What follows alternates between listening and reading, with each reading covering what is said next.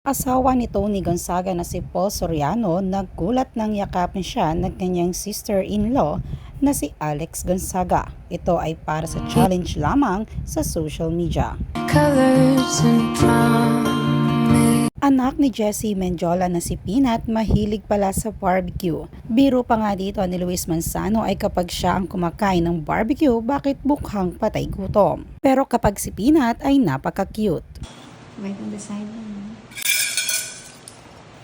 Ano ba yan?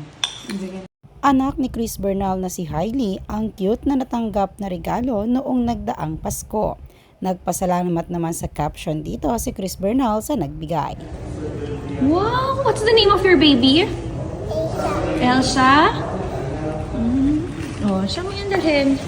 Chris Bernal mahilig din pala sa barbecue sa mga handaan. Hindi nga nakaligtas ang barbecue noong Pasko sa aktres na si Chris.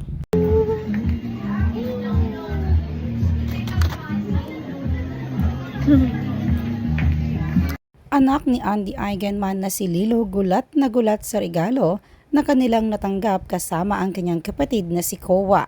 Kitang-kita nga ang kanyang reaksyon dito sa video na ibinahagi mismo ni Andy sa social media.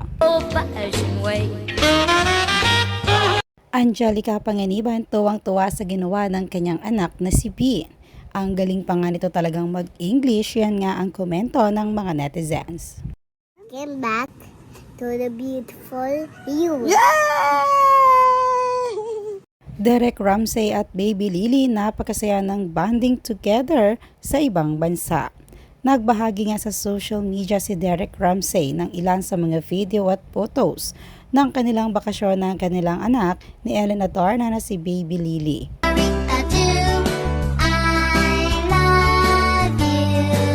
Mavi Legaspi parang si Luis Manzano na rin kung mag-host. Yan nga ang ilan sa mga positibong komento ng netizens nang mapanood si Mavi at Cassie.